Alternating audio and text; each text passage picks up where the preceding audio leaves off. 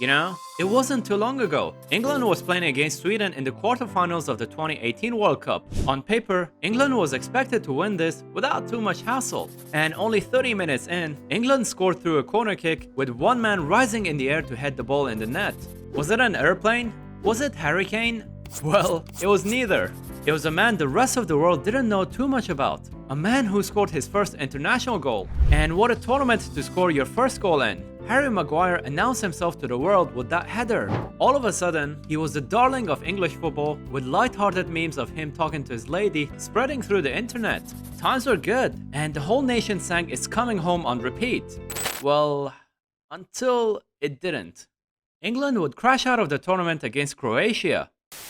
It didn't come home, but you know who did? Harry Maguire. A hero's return with his head held high. Fast forward to this day, it's safe to say that the honeymoon period is over, and he's no longer the darling of English football. Matter of fact, he's become a bit of a laughingstock, both with United fans and the opposition fans alike. But the question is, what happened? What led to this rise and fall of Harry Maguire within the world of football? Well, to do that, we gotta go back, way back to the time when the 2018 World Cup was over.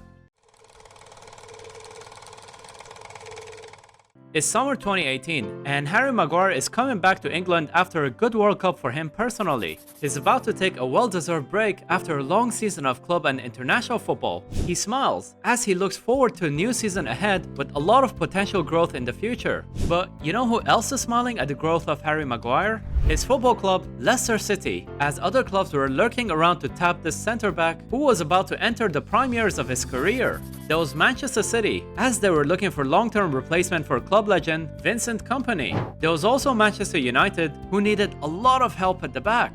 Well, they still do, to be honest. And signing a defender was something that Jose Mourinho was begging for. Leicester slapped a 70 million price tag on Harry Maguire, which rightfully scared away any potential suitors for him. United considered the price too high and moved on with their existing defensive options, much to the annoyance of Jose Mourinho. And Harry Maguire went on to have a decent season. Decent, of course, by the standards of Leicester, finishing 9th in the table.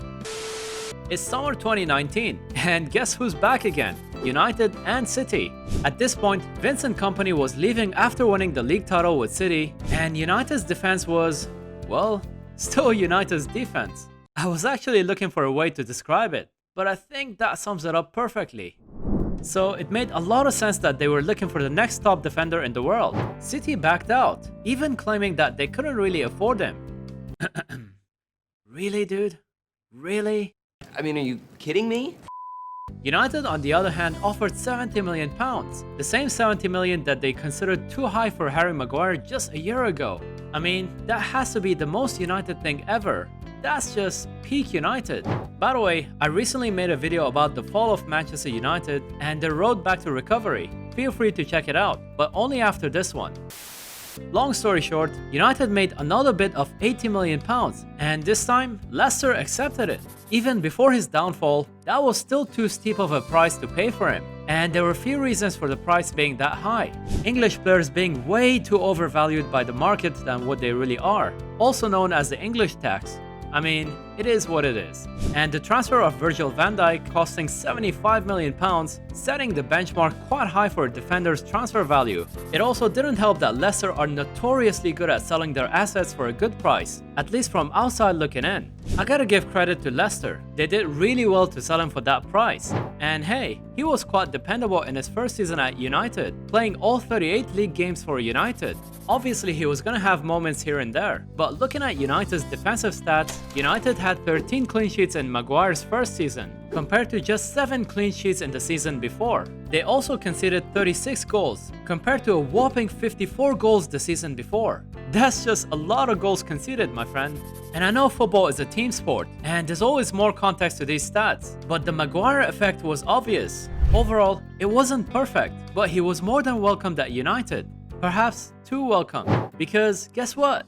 Only 6 months after his transfer, the club made him a captain of Manchester United.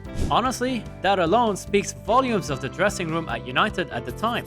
For the 2021 season, United finished 2nd place behind their noisy neighbours Manchester City. For Maguire, this was a season of many highs and lows. We still had many good performances, but this is where his deficiencies started to show. There was that scene of him wrestling his teammate out of his way against Tottenham in a 6-1 defeat in Old Trafford, and that was far from being the only one during that season. He also had an amazing Euros in summer 2021 with England, going all the way to the final and losing to Italy at home. He even made it to the team of the tournament for the Euros. Overall, it wasn't too bad of a season. Good enough compared to his current standards, but not good enough for his 80 million price tag. Sometimes maybe good, sometimes maybe. But this is where things went from okay to bad to, quite frankly, comical. But before we go on with the Harry Maguire story, don't forget to leave a like or comment. It really helps me out with the YouTube algorithm, as a lot of time goes into making these videos. I really enjoy reading your comments. Thank you for your love and support. It's summer 2021, and after a positive Euros, a lot was expected from Harry Maguire, especially after the transfer of defensive partner Rafael Varane. Together, they were expected to solve United's leaky defense, and for United to make a giant leap forward, especially with Sancho and Ronaldo coming in. But it wasn't a good season for United, and that's a massive understatement. I'm a Milan fan, and I've seen a lot of mess in my own club in the past decade. But this was a whole new level. Let's go back to the stats of Maguire's first season. 13 clean sheets and 36 goals conceded. That was amazing, compared to this season's 8 clean sheets and 56 goals conceded for the 21-22 season. Once again, I know there's more context to these stats, but Harry Maguire's form definitely contributes to these numbers. Almost every week, there's a video of him either being onside, in a wrong position, being easily beaten due to lack of pace, or just something hugely comical. Oh shit, here we go again. Gone are the days where the 2018 memes were endearing. He was a meme for all the wrong reasons, and it didn't help that he didn't take any responsibility in one of his interviews. But I wouldn't be playing every game for Manchester United in the starting 11 if I'd been playing bad every game or not playing well enough. There's a reason why both managers have put me in the starting 11 every game, for what I bring to the team, what I bring to the starting 11. All in all, it's been a horrible year for United and for Harry Maguire himself. But the question is, how much of it is on United and how much of it is Maguire's own deficiencies? I think there's truth in both sides of that question, because let's face it, he's far from the only culprit in United's abysmal season. Matter of fact, you could definitely name a few more United players that didn't really show up this season. Here's a list of United's top scorers this season. Do you see anything unusual? Exactly. Mason Greenwood is third with 5 goals. The guy hasn't played since January. That alone says a lot about United's season. There's an actual debate on whether Harry Maguire is even a Premier League defender or not. Well, I think I'm the perfect guy to answer that. After all, I witnessed the peak art of defending from the great Paolo Maldini, Alessandro Nesta, and Fabio Cannavaro. I think he is a Premier League defender. Well, kind of. I don't think he's a championship defender, but I certainly don't think he's a defender for a top 4 club either. I think he would have really thrived in a tactic similar to Sean Dyche's Burnley, a defensive system that leaves no space for the opposition. Or in England, where Gareth Southgate plays with a more pragmatic approach.